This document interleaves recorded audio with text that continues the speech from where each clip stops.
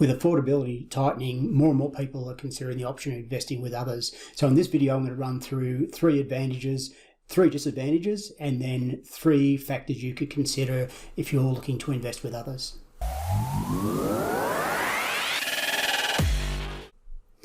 Hi and welcome, my name's Tim, Think Property Business. Look, if you haven't subscribed to my channel already, it'd be fantastic to have you on board. So the first advantage is combining capital. So on your own, you may not have sufficient capital to actually fund a purchase. However, with one or more people, combining your capital may be the difference between being able to invest or not.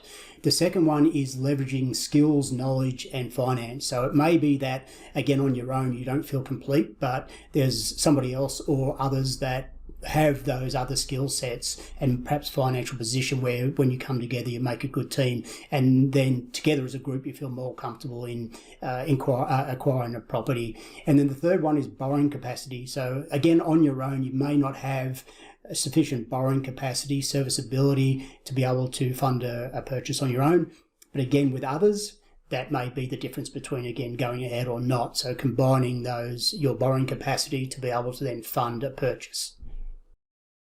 So the 3 disadvantages, the first one is that some lenders will actually look at the debt, even though it's shared with somebody else. If you're looking at your own portion and thinking that's all you need to service, then you could be in trouble if things don't work out, and meaning that it's joint and several liability, and as such you're not only responsible for your portion, but also too, if your partner or partners aren't able to meet their requirements, then that can fall onto you as well.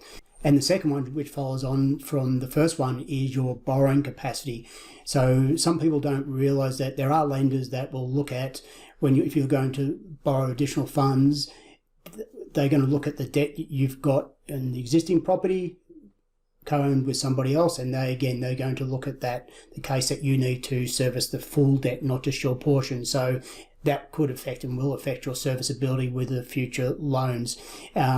But at the same time, they'll only take the portion of the rent that the percentage make up. So whatever you're receiving in rent, but the full liability, some lenders will do that. So just be aware of that. And then the third one, which happens a lot, unfortunately, is disputes.